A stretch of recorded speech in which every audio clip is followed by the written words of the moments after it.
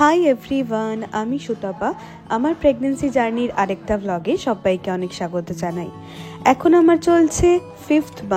আমার চলছে second trimester, কিন্তু ফার্স্ট ট্রাইমেস্টারের কথা মনে পড়লে কিন্তু এখনও আমার ভীষণ ভয় হয় এবং কান্না পায়। মনে হয় যে ওই 3টে মাস এতটা হার্ড ছিল, সেটা আমি কিভাবে পেরিয়ে এসেছি। আমাদের দুজনের একার সংসার, ঘরের কাজকর্ম, রান্না বান্না সবটা সামলে উঠে ওই শরীর খারাপ নিয়ে জানি না ভগবানের আশীর্বাদে কিভাবে আমি ওই 3টে মাস পেরিয়ে এসেছি।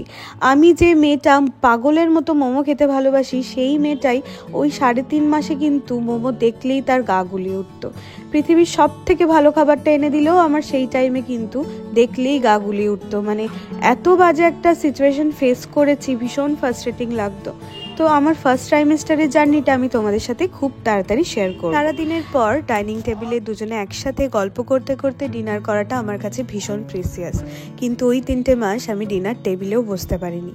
খুব তাড়াতাড়ি আবার নতুন নতুন ব্লগে অনেক কিছু শেয়ার করব তোমাদের সাথে। ততক্ষণ সবাই ভালো থেকো, টাটা।